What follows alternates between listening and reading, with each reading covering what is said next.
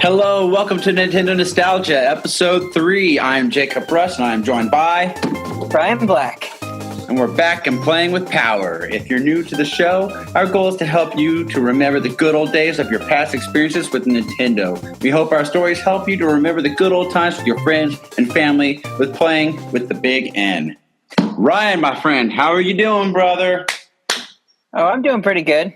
Pretty good. I've had a crazy day today with the voting and everything. I had to drive to my voting place, and I didn't have any wait at all, which is great.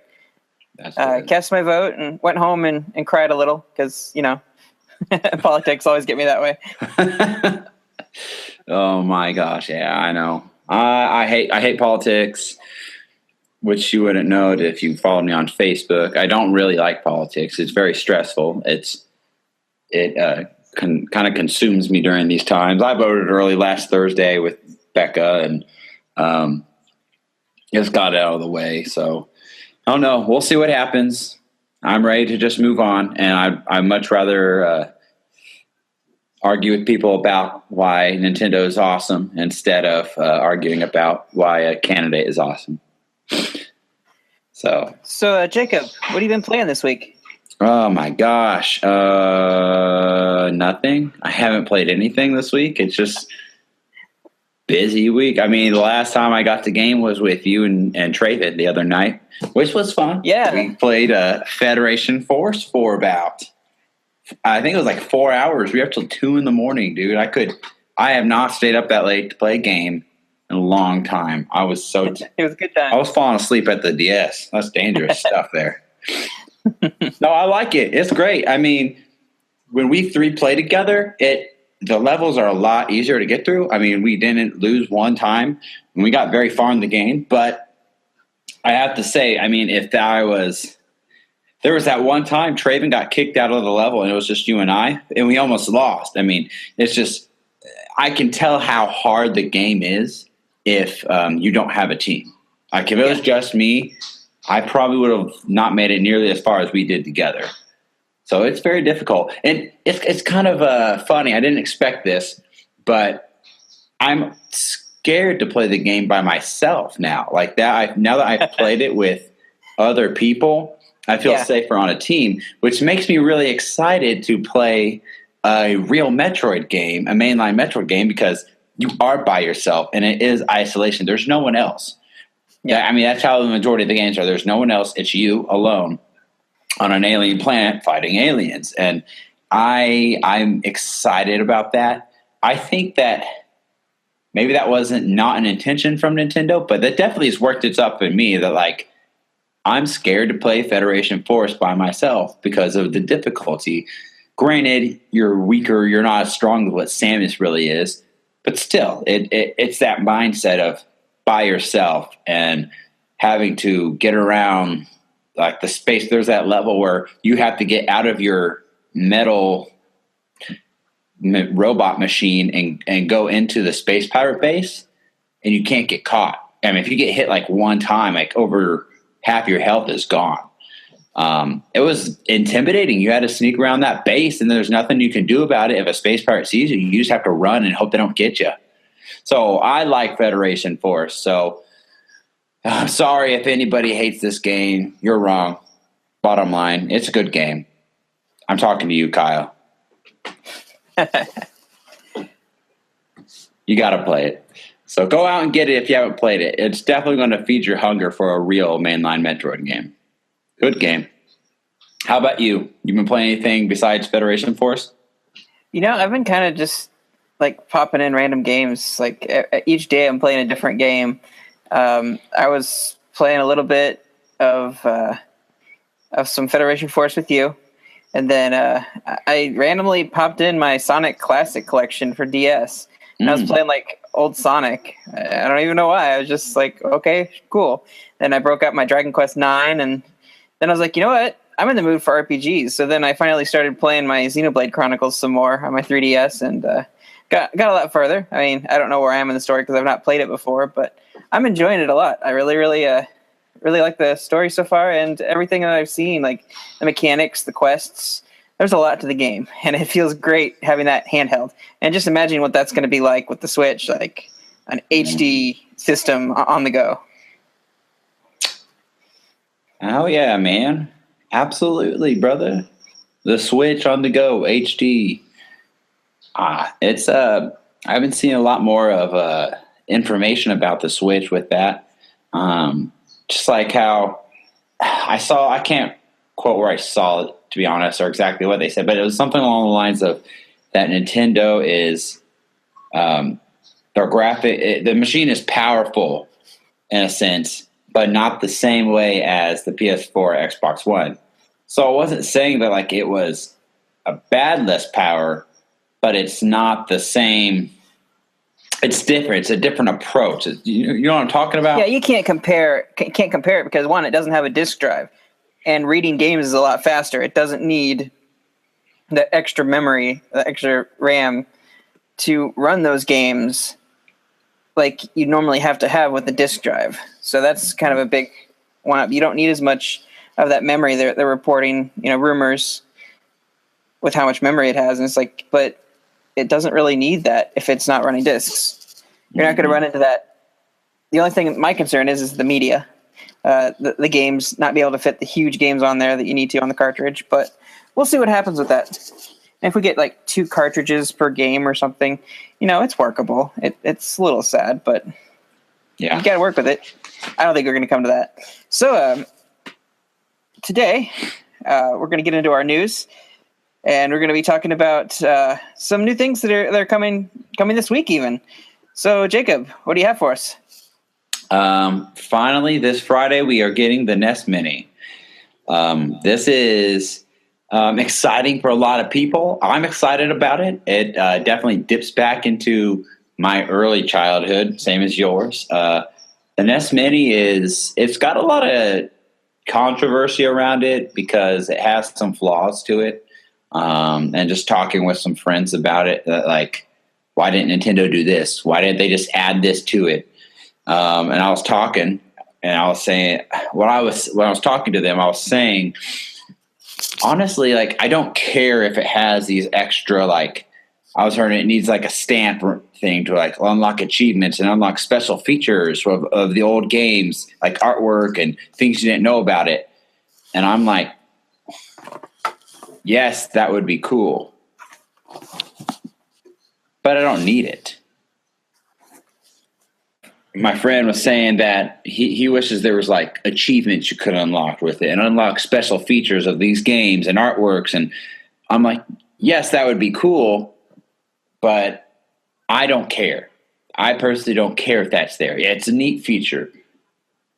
His argument was, and it's not wrong, his opinions are good. I think it would only benefit Nintendo if they did it. He wishes that they would go above and beyond to feed the hardcore gamer. Because I said, this thing is not made to appeal to us people who are even listening to this podcast. We're the hardcore gamer crowd. We're the people who we follow Nintendo on a regular day, like people follow CNN and Fox News. We follow Nintendo news every day. We care about the investors' meetings. So these little things like, how long is the cord?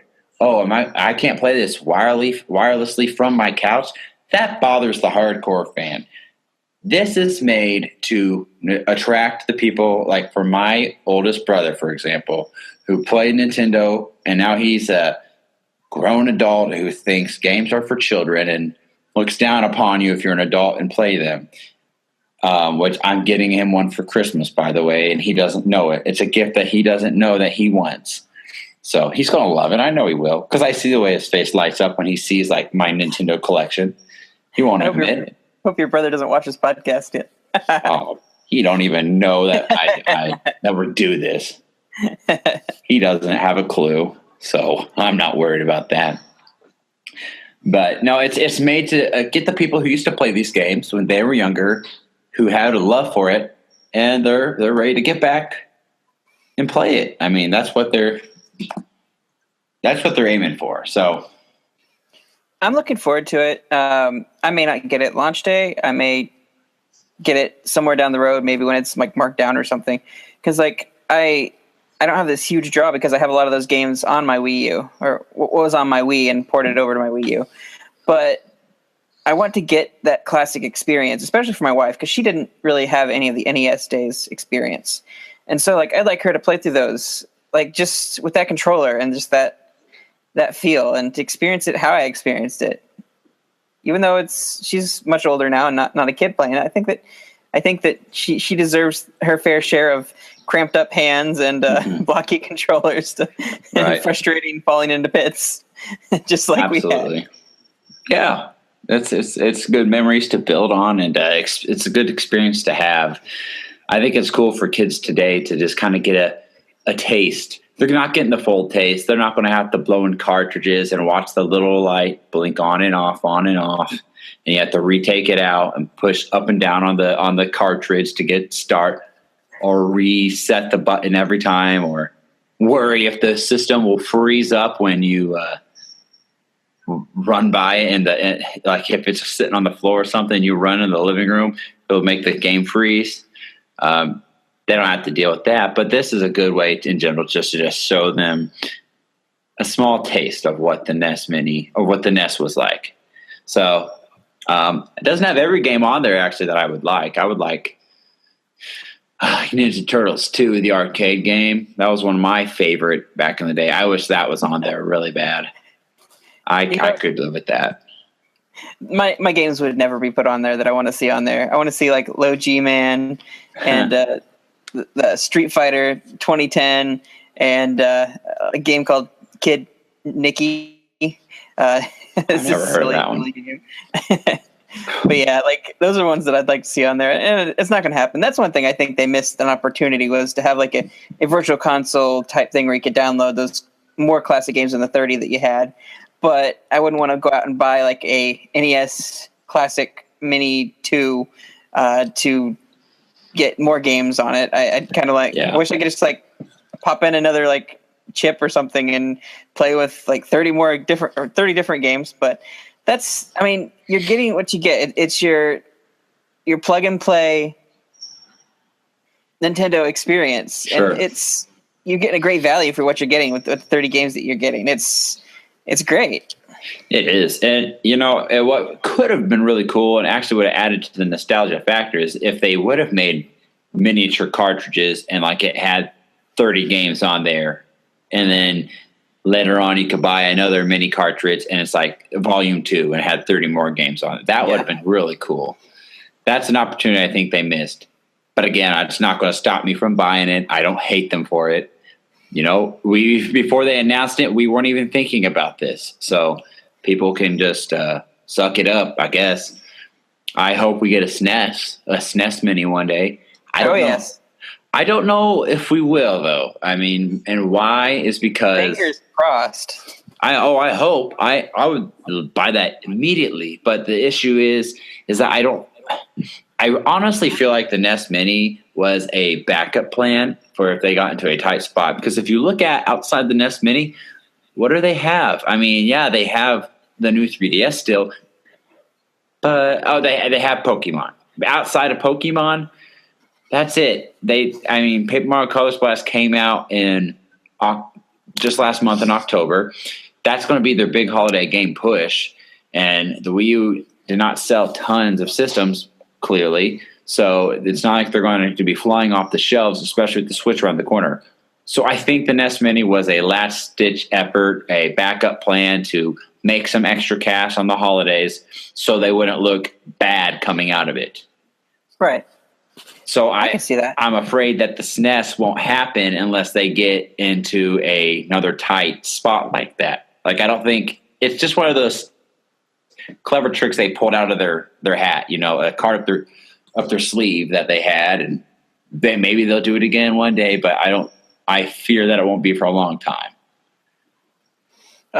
Now I know that the controller cord has its shortcomings, and I still want to go out there, even if I don't own the system itself. I want to go out there and get the controller. It's only like $10, and I want to be able to play my NES games on my Wii U Virtual Console with the classic gamepad, and I'm going to look forward to that. Now, there is a really cool attachment I just discovered that lets you basically convert your original NES controller, like when you had your first NES or inherited or what have you, and you can plug it into it and it adapts it straight into what you'd plug into the NES Classic system. And I thought that was pretty cool just to see, hey, I can actually plug in my old controller that I got back in '89 and it'll still work. Yeah, that's a great idea. I like that. I did hear today that aren't they going to add an extension adapter to just their regular, like Nintendo's going to put something out themselves? Oh, I hadn't heard that. Yeah, I've just heard of third-party support, like extending the controller that comes with the packaging or using your old NES controller. Like, I hadn't heard that Nintendo's going to put out like an extension thing. I hope think they're going It's kind to. of a, hey, sorry, here's a cheap way to fix that. I think they're going to. Yeah, probably down a little bit down the road, but I think that's the plan from what I've heard. Don't quote me on that. Not 100% sure, but I do think that's where they're headed. I'm just glad they didn't do like the Famicom thing where the controller is hardwired into the system. Yeah, we're lucky there. Poor Japanese. They get the hardwired cords. But yeah, it comes out this Friday, which is a big issue for people in America because we didn't get to pre-order it. A lot of people are mad about that. They're afraid they're not going to be able to get it. They're going to sell it fast. But I personally don't care. I'm such an outsider of the box, by the way. I'm like, good. Now scalpers can't go out and just pre-order them all the second they announced it because I really wanted a Majora's Mask new 3DS, and as soon as they came up, they were sold out. Immediately, they were sold out. I didn't have the money for it at the time. I would have to wait a little bit. And at the time they announced it, I was like, you know what? Forget it. I can't even get it because I don't have the money. I can't afford it right now. I'm sorry, I can't purchase this system. I can't purchase 5 of these systems. I'm not made of money. That's okay. On launch day, we just get to go to the store and fight off old ladies dodging denture attacks to grab our systems. And I'm fine with that. I'd rather do it that way than pre-ordering it. Big deal. What do you do? I'm going to go to the store and get it myself. So I'm cool with it. I know a lot of other people hate it, but so go out, everybody, this Friday. Get it for Christmas, or if you just want to buy it for yourself then and there. What's next? What else you got from me, Ryan? I was going to talk a little bit about the Switch. Go for it. Of course, it needs to be talked about. Switch is everything sure. Nintendo right now. All the biggest rumors and everything. And I was just thinking, like, so we have this system. We don't know very much about it, but what's the future of the Switch going to look like? I mean, it's kind of a portable, kind of not. Are they going to like release another version down the road that's full-fledged, like 5-6 hour charge on a battery and it charges like 30 minutes or something? Like another version coming out in the future? Like, are they going to kill off the 3DS?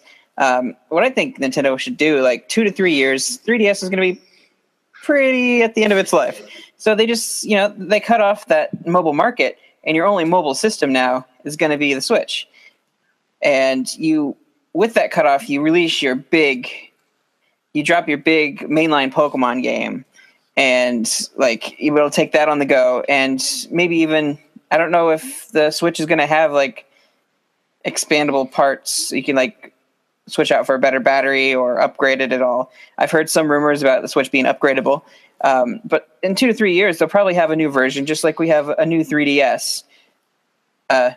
New, air quotes, 3DS. Yeah. And I think with the launch of that, I think they should also launch a Virtual Console GameCube line, which they haven't touched on yet. I think that the Switch is capable of it. At least I hope that it's capable of it. And the idea of taking my GameCube games on the go and connecting wirelessly, like playing Smash Brothers Melee, would be pretty cool. Just kind of roll that out. Like, it's going to be their unified system, the thing that brings all of their stuff together. And right now, yeah, they're keeping the 3DS alive, but it's an older system. It's getting up there. and they've given new incarnations, and you're also seeing price drops, like great deals on Black Friday. That's coming up on the new 3DS, but it's not going to live forever. And I think that eventually Nintendo's going to transition to this Switch, and when they do, they'll probably come up with an upgraded version that has the better battery life and what have you. Gosh, I really hope the battery life is better than what they think. Well, again, like I've said it before, I think I'm going to do most of my own personal. I would rather play this thing on the big screen.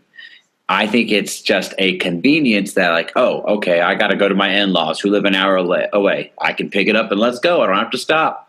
Or, oh, we're going out to supper, to dinner. I got to meet some friends. Well, I'm in a really crucial part on Zelda Breath of the Wild, so I'm just going to take it with me. That's how I'll play it. And this is not, I do not view this as something like I'm going to go take to Disney World and walk around Disney World with it and play with it at a theme park all day long. Like no, like I don't think it's designed for that. I think that it's what the Wii U tried to do, what it should have been with the gamepad, to be able to take your games with you away from your home TV and keep playing them.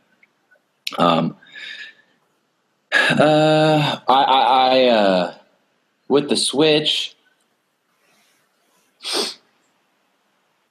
I think myself personally, I think the dock is going to be an enhancement. I know there's talks about it. I don't know if it is. And I could see them at a later date upgrading the dock. I think that could be instead of rebuying the whole Switch screen system, the dock could be projected for the TV. And I think they will release a stronger version of the dock down the road for like, $50 you can get the latest version of it, and it's going to have this feature and this feature. It's going to be able to produce this better graphics. I think that might be the direction they go with it. Okay, so you're thinking they're going more home console with it, and I'm kind of like on the side, like, I think they're going to go more mobile with it down the road. I see that. Okay. Now with that, VR, like the potential for VR is there. There's speculation, yes, but Nintendo has said, "Hey, we're not closed to the idea. We'll do it. I mean, if it's something we think is wise." So with virtual reality, sitting at home, getting the virtual reality experience is pretty cool. Or taking your Switch on the go and having a VR/AR experience. It could be an awesome idea and an equally terrible idea. I mean, you don't want to step out in traffic if you can't see, but at the same time, if you have like this like clear lens in front of your face that like puts up things on a heads-up display or something, like as you walk, and it would be interesting. Like it points you where to go, and then you take your Switch along with you, and like it'd be kind of a cool experience because it is a portable home system. It's got the power behind it to give you a different experience than what you can experience on just sitting in your living room. Yeah, I wonder if they have that in mind, if they even plan on experimenting with that, or if it's not on their radar right now. I don't know, honestly. I mean, Miyamoto has said that they look at it and they don't think it's quite ready yet, but that's a very good possibility. They could do that. That could be a feature. Maybe they, like you said, how people are talking like they upgrade this system throughout time instead of just putting on a whole new one. That could be an upgrade they do out of this VR kind of feature to it, if they decide to go that route, of course. Back to the 3DS comment you made, you think that they might stop it? I think Nintendo's at a crossroads right now. I think they're waiting to see, are they going to stop the 3DS? How is the Switch going to do? Is this going to replace and hurt our handheld market? I think if the 3DS continues to sell, and if people are viewing this more as a home console, like the route I envision for it, they may not stop the 3DS line. Because they've always said, like, when the DS came out, the Game Boy is not stopping. This is just a third pillar to add to our console market. Well, the DS took off, the Game Boy stopped. Mm-hmm. I think it's a test. Right now, it is their crutch. It is their, hey, we're putting out something new and flashy. If it doesn't succeed, we've got the 3DS to fall back on. Like, we've got that cushion there. and who knows, they might have something else in the works. They're getting ready to release their new system. Maybe they already, like, for a year now, have been working on some other secret project. You never know. I mean, but I know that they are using this opportunity to gather a lot of marketing information and just figuring out what consumers want, and they're open to the price, and they're just kind of feeling out their new hybrid system and how it's going to do, because there isn't something really like that on the market. And so I think they are going to keep the 3DS around for 2-3 more years. If the Switch doesn't take off as well, they'll probably keep the 3DS around, maybe some kind of, I don't know, upgraded experience for that handheld. Right, yeah. Very good points. I don't disagree with them. Not at all. I want to segue back into back when the Switch trailer got released. There was a lot of games that were put on the system, okay, that were showing off. Now, Nintendo has come out and said that what you saw in the commercial was not confirming any games for the Switch. And you notice there was that in the advertisement, the announcement trailer, there wasn't that little asterisk in the corner like Nintendo always puts up, says not actual gameplay or actual gameplay or anything like that. So right. What I think Nintendo, like we talked about in our last episode, Nintendo was showing people that this is what it can do. Not necessarily that these games will be on it, but we are working with these companies, third-party wise, that this is the potential we can put on this thing, especially if it sells. But we're here to talk about one specific trailer or game footage we saw, and that was from Super Mario. We saw this new game footage that I do believe it is an actual game they're working on. It's just not been 100% confirmed. There's no way they're putting that in there. No, it's not real. No, it's real. That definitely looks like a real game. But I'm excited about this. And there's even rumors this week about Zelda being pushed back again to holiday release. And what? No. That's the rumor. I don't think that's going to happen. Now, no. I don't think that's going to happen. But there's rumor from our favorite analyst, Emily Rogers, saying that there is a chance that Mario would be the launch title and Breath of the Wild would get pushed back some more till holiday season. Hashtag devastation. No, don't. That's not. I'm not confirming anything here. That's just a rumor. I know. And I love Mario, and I want this game badly. But I think you got to release Breath of the Wild at launch. That's what you've been telling everybody. It's supposed to come out for Wii U. You've delayed it, 2 times now? You know, if they push it back, they should just kill the project on the Wii U. Like, just make it go away and just make a better experience on the Switch. Like, add some stuff, make it what the Wii U couldn't do. Like, if you did that, like.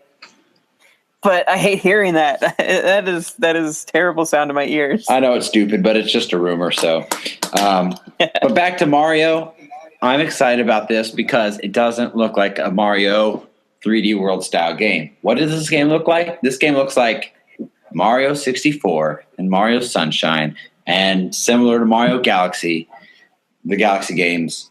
This is the style of Mario that we've been missing for so long. When did Mario Galaxy 2 come out? 2010? Yeah. It came out in 2010, so it's been 6 years currently, and by the time this game actually comes out, it'll probably be closer to 7 years.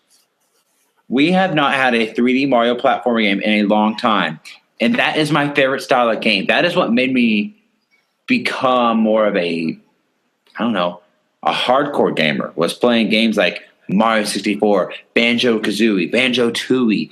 I am so excited for this and the potential that goes. So I'm hoping and praying that this game is going to be like Mario 64. How about you? What do you think? I have a lot of confidence that that's what we're getting. We're getting this new Mario that is a off the rail, off the linear, Like you can explore a castle, a world, a land, visit different worlds, whether you're jumping through portraits or flying to different locations or being shot out of a cannon at different locations. But then that becomes its own huge world that you can explore and different levels and stuff. I can see that happening. I hope that, but not only hope that, like, I think we have been craving it for so long. I mean, it's been since Galaxy 2, it's been pretty much like a kid Link to adult Link span of time that we've had to wait for this. Yeah. Please don't make us wait any longer. You're absolutely right. And I think that time is coming to a close. But with this game on the horizon, it brings back a lot of good memories. And that brings us to today's topic. Today we are going to talk about Super Mario 64.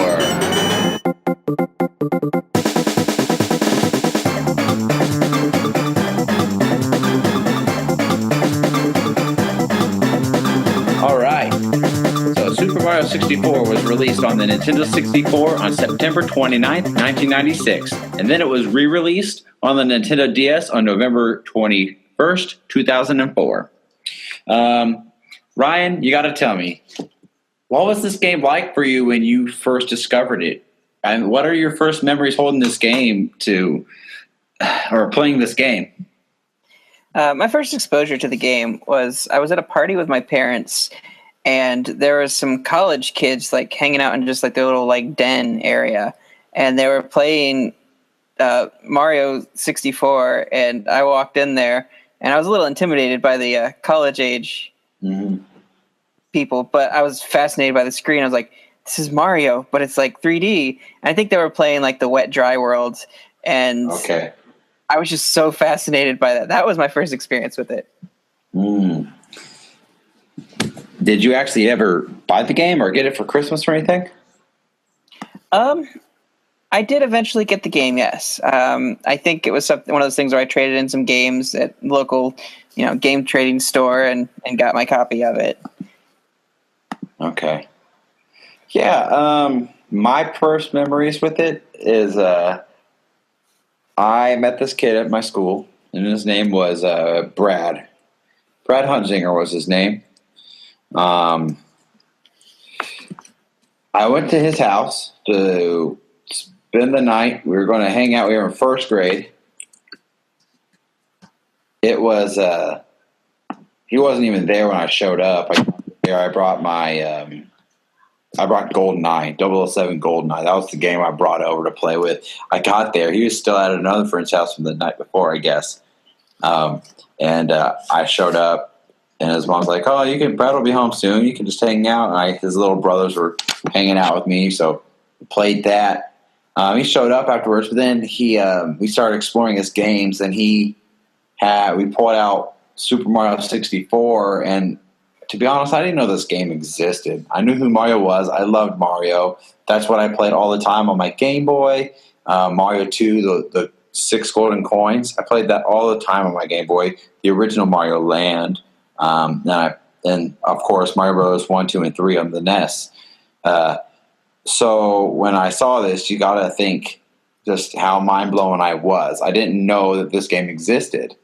Which is funny. I guess it just didn't register in my head because on the back of the box, it had Mario 64, but it just didn't, I don't know, I was young. I was like 6 or 7, so it just didn't register with me.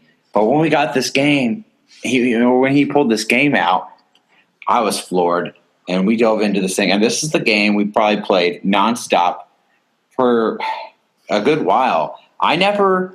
Fun fact, because of this experience for me, this became my Mario favorite game of all time. It still is to this day. I love this game. I have so many memories with this game and feelings that just come back to me of back when I was a child playing this game.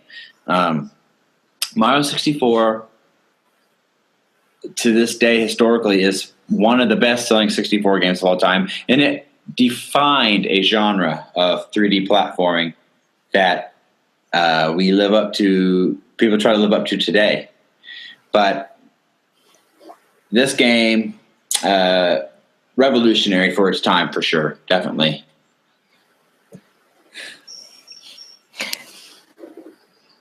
I like the extra things that they put, the extra touches they put into the game, the little Easter eggs here and there. Mm-hmm. Like there was the playing with Mario's face on the intro screen. He like stretches cheeks out and his ears out and like move his hat around. It was just a lot of fun. I had a lot of fun just playing with that little mechanic. And then much later finding out that they included one of my favorite Mario characters in there, Yoshi. Like, yeah, at the end of the game. That was like something that totally took me by surprise. Like they actually put him in there because, like, you know what? The only thing this game is missing is my favorite character, and then I find out, oh, hey, he's there. Yeah, he's at the roof on half of a half-done castle at the top. That was one of those. I don't know why Nintendo didn't elaborate more on that. I wish you could have used him in the game, but they made up for it when the DS came out because you could play as Yoshi on the DS version. Yoshi, Wario, Luigi, and Mario. So that was a nice update they did to it there. But the original game had a lot of difficult moments. I can't remember anything specifically that was super hard. I guess that okay, the two levels when I think of this game that I hated the most are going to come not in the first half of the game. They come once you go up the stairs and you're kind of like midway through the game. I'm hating the levels.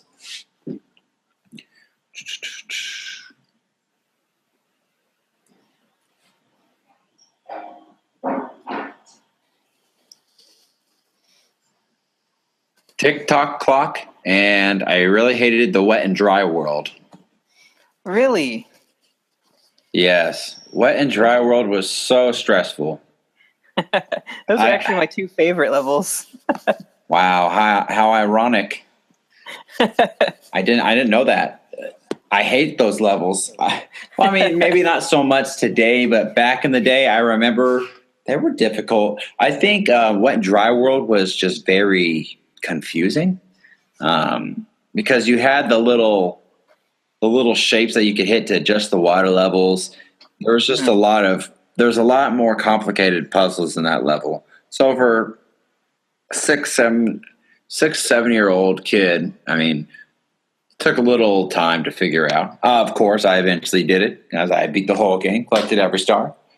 But yeah, I did not like that level. And the music doesn't help. It's not really an exciting music. It's kind of like a dreary sound. The music it's the underground theme, it's something that it doesn't keep you engaged in the level per se, especially as a kid. I think the hardest part of that level for me though was there's a star where you have to get over the big gate in the corner of the level. That I remember was the hardest one I had trouble figuring out how to do. And I think even if I went back, it would take me a second to figure it out again. Did you figure out the water mechanic and everything then? Eventually, the raising and lowering it right before you enter the level. Eventually, yeah. Well, it was a matter of like if you jumped at the high part of the screen, the water was all the way up. It was depending on where you entered the screen at. I think the reason I liked that the most was because like me and my friend John were playing it, and I discovered that like I jumped into the portrait like super high, and the water level was like all the way up, and we finally could figure out we couldn't figure out where these stars we're trying to find, and that just like opened up a world of possibilities. Yeah, that's true. That really, once you figure that out, it's pretty simple to start to master the puzzles in the game. I said I hated Tick-tock clock, but I also hated Rainbow Ride too. I forgot to mention that. Rainbow Ride, and I hate them both for two very similar reasons. In real life, I'm afraid of heights. I do not like to be high up on the ledge or building in the sky or whatever. And both these levels require that. It's frustrating and it's scary in Tick-tock clock. It's like if you miss this level, and same in with Rainbow Ride, if you miss this landing, you're dead. I mean, with TikTok Clock, you could hopefully maybe land on some platform way down lower because you go up and up and up. But it's still frustrating because if you fall, you have to start back over. So it was just a very frustrating level there. Ironically, also one of the ones you could control the flow of how things went by how you jumped into the slow the time down. You're right. Yeah, or you can speed it up. It's so crazy when you go like super fast. Yeah, really hard, a lot harder. But you're right. I forgot about that one too. But Rainbow Ride, difficult. I mean, all the way through. It's probably the toughest. Yes. That's why it's the last level in the game.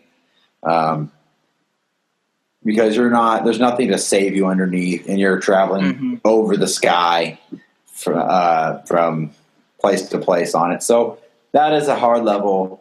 I'll give it to those. They're my three most that I can remember gave me the hardest time in this game. What about yourself, my friend?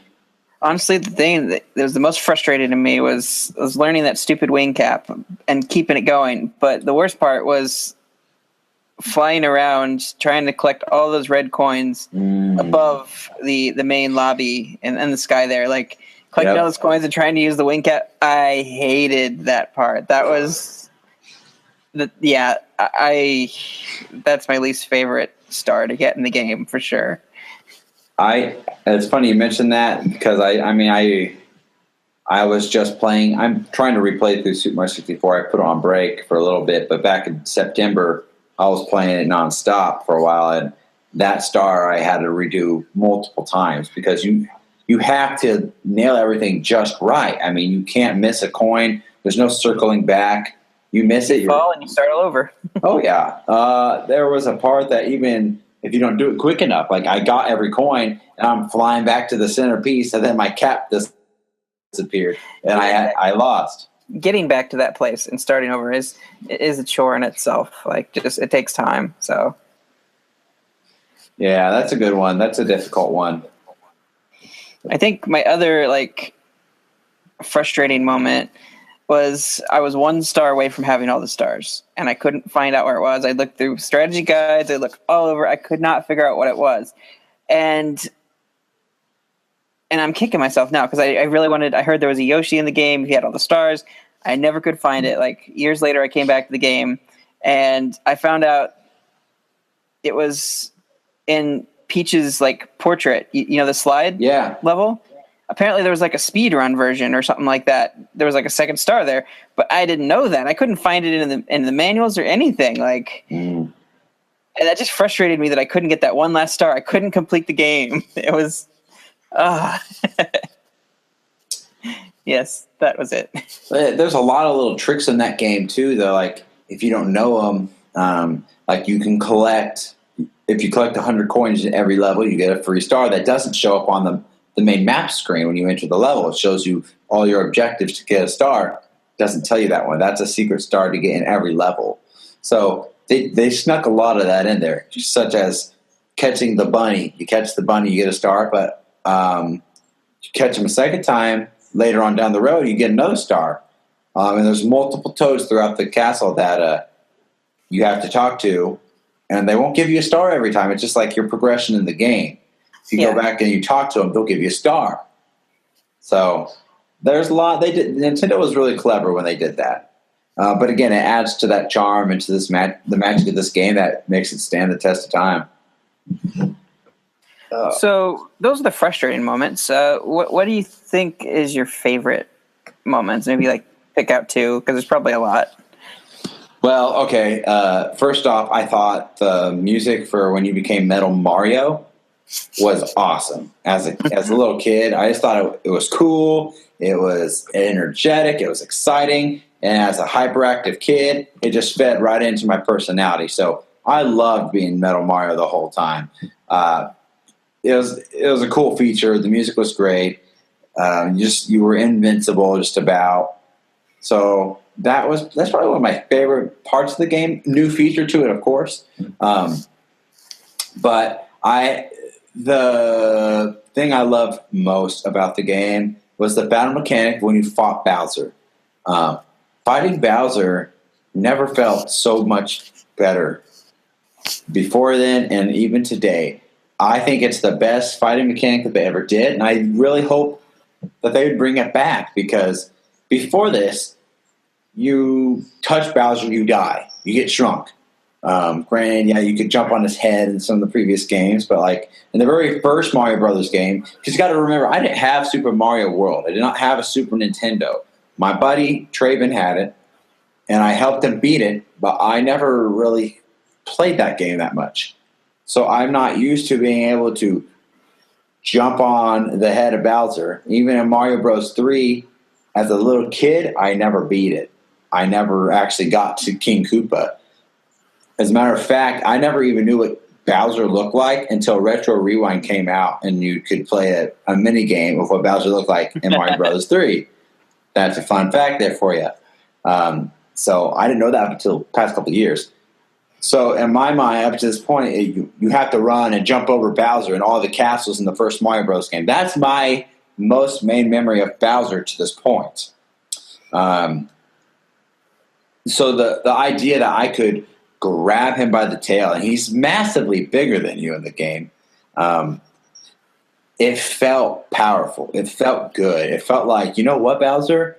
I'm tired of your bull crap, and I'm going to grab you by the tail, and I'm going to kick your tail. Literally going to kick your tail. So it was awesome that you had to spin the analog stick around and around and around, and you launch him across, and then he hits a bomb and goes flying in the air, smack down the middle level, and that's how you beat him. I think that was cool. It took accuracy. It was fun, and it made you feel like a beast when you pick up Bowser and you just kick his butt like that. So that's probably my most favorite feature and memory of the game, and I really hope they bring that back, because there's something satisfying about kicking Bowser's butt that way. Mm-hmm. I can agree with you there. It's a wonderful feeling to go through that. Similar experience. I liked taking down the golem hands in the pyramid level. Yeah. I liked taking down that boss. It was a lot of fun. Yes. And I always enjoyed also taking down like the thwomps, and they slam down. You gotta slam on their backs, do the ground pound on their backs. Yeah. Like I enjoyed taking down the larger than life enemies that they threw your way. Mm-hmm. And I could go on all day about like just all the different things that I enjoyed, the mechanics. I think to this day though, like even like in most video games when I play them, I always try to see that are like an open world type where you could run around and stuff. I try to see if I can do that triple jump like Mario. And I don't know why. It's like, 1, 2, I don't get it on the third one. It's not like Mario 64. And I always imagine that, like, and nerd that I am, like I'd always try to mash up like Mario's triple jump with like Knuckles' like gliding ability. I always wanted to see Mario do like the triple jump, and then at the height of that jump, he could like glide off like Knuckles. I don't know why I did that. But it kind of does if you have the cap on. I mean, that's what it does. Yeah, that gives you that feeling. The flying cap, yeah. Yeah, that's the controls for that game were so satisfying. It just felt right. Nintendo really nailed it with how they programmed this game. It really stands the test of time. I still, again, to this day, think it's one of the best games out by Nintendo. The C camera had its charm, but it was glitchy, and that was probably my only complaint with the game. Yeah, people still complain about today. Now, if you play this game today, you can get it on like the Wii Virtual Console, and gosh, it is not easy to play on that. It's very difficult. I actually would recommend to play it on the 64 or even the DS better than the Wii Virtual Console. It's just the controls are so sensitive on it. It's hard. I mean, you can do it, but it's hard. You'll have some stupid kills where you kill yourself and you're like, whoops, how did I do that? You'll just get mad at yourself. It's not the best to play on it, but so, I mean, we've seen Mario in this light, and we're talking about how great it was, and I think a lot of people would agree with us that this is Mario 64 is one of the best Mario games of all time. Um, is this the future? Is this what you want to see Mario go back to, or do you want to see them go back to something like this, make it a little different, or do you not want it? Do you want something different than this for the future, for the Switch? You know, I'm really craving that 64, and I want to explore that world. It goes beyond like playing it over and over and over again.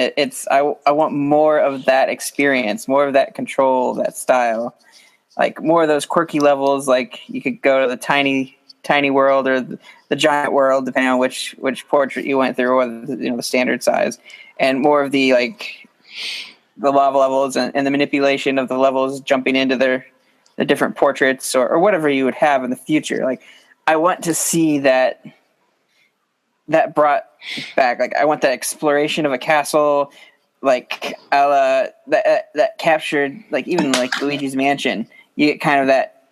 You have portraits, and you have like walking through a mansion and unlocking new areas and just that in a castle or a mansion feeling. But if we could have that on a grander scale, I'm not talking like visiting a bunch of different castles a la Dark Moon, but I want to see just that a grander scale of Mario 64, like exploring new worlds, maybe new enemies, but I want that core like triple jump, that the backflips, the long jumps, the ground pounds, all of that. I want all of that in there, and I want that to feel tight like it does on the 64. I want to take that experience and explore new areas, new worlds. Yeah, I agree with you on that. And something I even thought about was like, okay, if you played the first Paper Mario game and even the second one, the newer ones are different right now. But the old games, it was a whole world per se. You explored the Mushroom Kingdom in a paper setting. Okay, you traveled from Peach's Castle to the town to the desert to all the different areas you could go to. I really want to see something like an open world Mario game in a way, not per se just like Zelda Breath of the Wild. I want there, instead of jumping through a painting, I guess what I'm saying, to get to the world, I want to be able to travel as Mario to get to the area. Okay, I want to explore the Mushroom Kingdom in a 3D open world. That's what I want to do. So for this next generation Mario, are there any power-ups you'd like to see come back, or styles of power-ups? Well, they haven't even had the metal hat, I don't believe, since 64. I would love to see that come back. A lot of people don't like Flood. I think Flood would be awesome to have come back, or maybe add a similar feature like Flood. The thing is, like, the issue with Sunshine was they forced you to have Flood, and not everyone liked that. Yeah. If Flood could be an option in this game or something similar to it, I think that would be okay. Like maybe specifically for water levels, you could use Flood.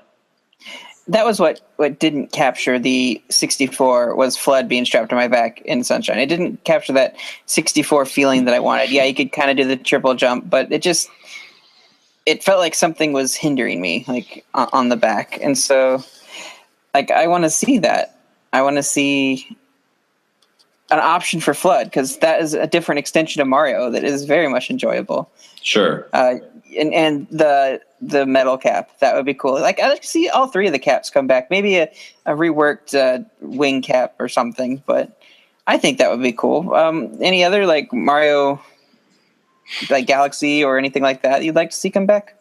The Galaxies, I feel like the Galaxy could be saved for a specific world. I don't think you need to base an entire another game around that mechanic. Like in a lot of the Mario games, there's the special star world. You travel to the star realm. I could see that being used in a Mario Galaxy style as the extra world. That'd be cool. That'd be really cool. Yeah. Like a tubular level, if you will. Sure. Yeah. So you get your Galaxy feel in there. It's a whole world dedicated to it, but it's not the whole game. So right. It's challenge mode, if you will, or like more challenging levels, maybe. Well, and is that what you're saying? Absolutely. If you think about it, I mean, they really have an opportunity here to combine all three different styles of their 3D platformer. You can use features from Sunshine, like Flood, for water levels, or special machines for different types of levels. You build it based around the Mario 64 mechanics, the jump, bring back the hats, the invisible hat, the flying hat, and the metal hat, and you can use the galaxy mechanic for specific levels.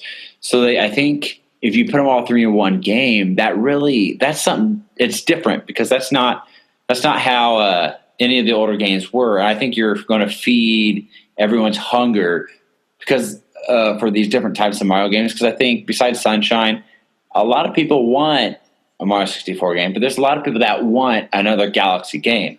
So I think you're going to really hit all niches of that and add that new element where it's going to feel like an open world. Because even in the trailer, if you watch the Game Explain breakdown of it, they show like a beacon. There's a beacon in the castle area. Yeah. Which kind of hints at what, like Breath of the Wild, you have beacons around everywhere to mark your places and to know where you got to go. So I think there's potential to where it could be a vast open Mushroom Kingdom, which I would be 100% down for. What if they continue this trend? Like Breath of the Wild is an open world feel, like Mario is an open world feel, Metroid is an open world feel.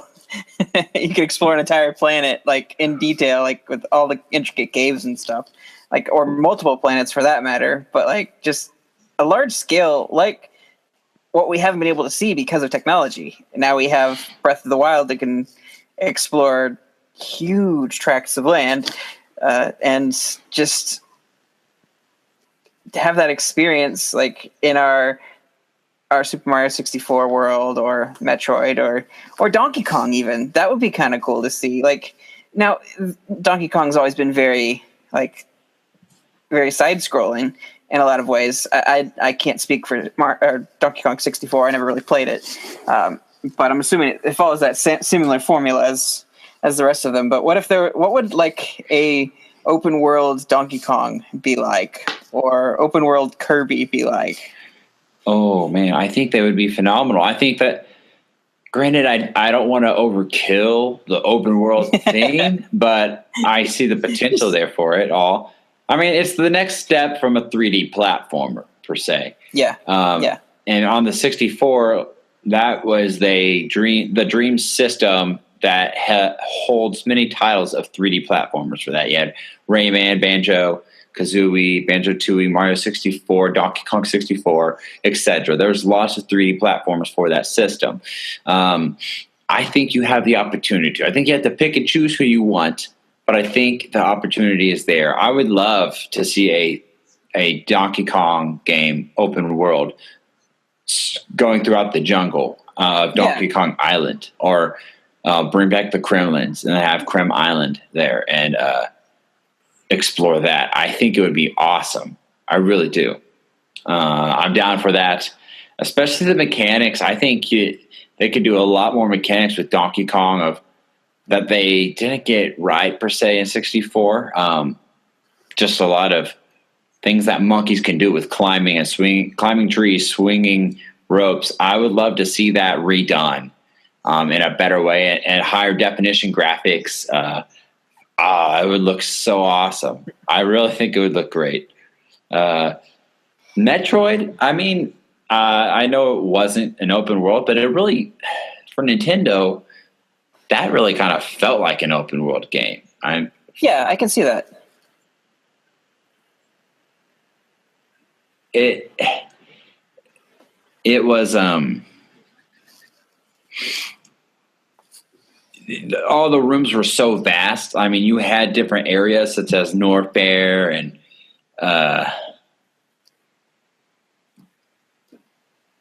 Brinstar, all of them. They were just different areas you could explore that were so vast, but you had giant, I guess where it separates it was the giant elevators maybe that took you down to the next area, whereas in an open world, you wouldn't necessarily need those elevators. So I think it would be great, but again, you got to pick and choose what franchises you want to do this with. You know what I'm saying? Yeah. I was just like, what if everything became that? Like, that would be crazy. I'd love it, but I don't know if everyone else would love it. Sorry, we jumped off on that little train there. Yeah, sorry. That's a nice ideas to explore there. But with that said, I mean, Mario 64 is a phenomenal game. I love it. I have so many memories with this game. Again, I never even owned this game until I bought it on the virtual console for the Wii. I borrowed it from Brad, and I beat it at my own house, so I never actually had to buy it. It's just so funny to say because it's one of my favorite. It's my favorite Mario game of all time. One of my favorite games total of all time, and I never actually owned it. And I take it back. I got it on the DS. Duh. I got it for the DS, but it's not the same game. It's a different game for sure. It's a different flavor. Right. So I do own it now on a cartridge. I bought it off somebody, and because I collect all the old cartridges. But I give this game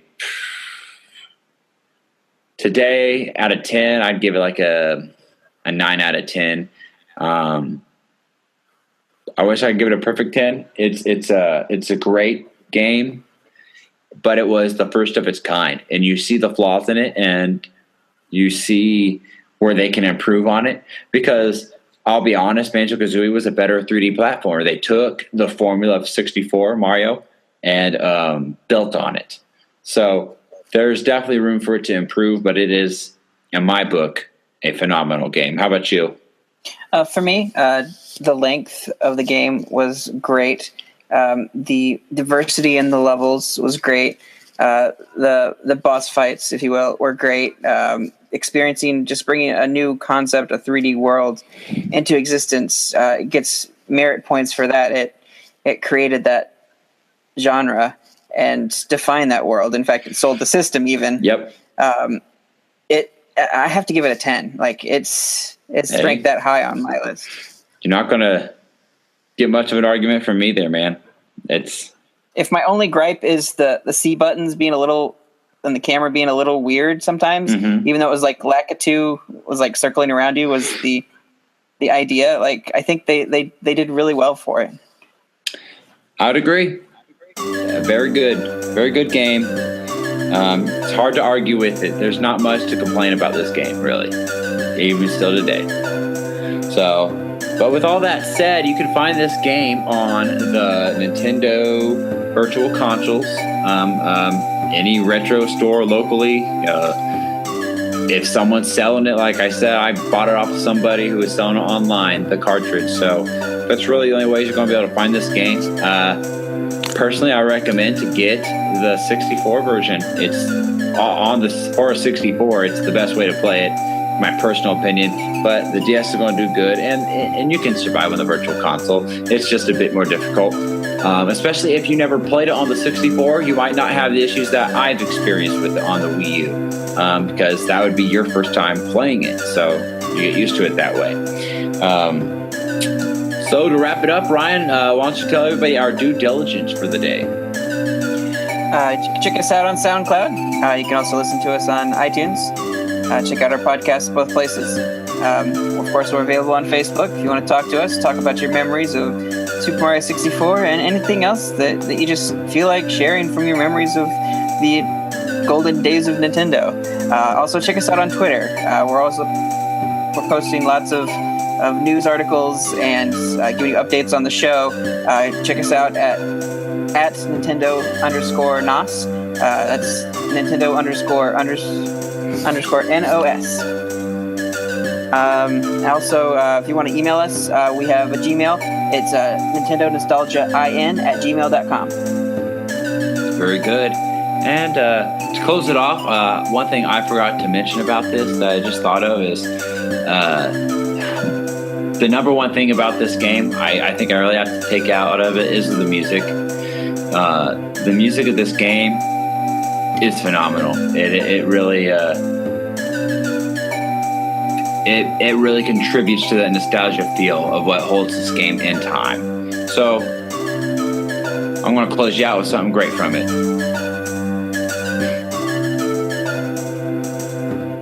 See you next time.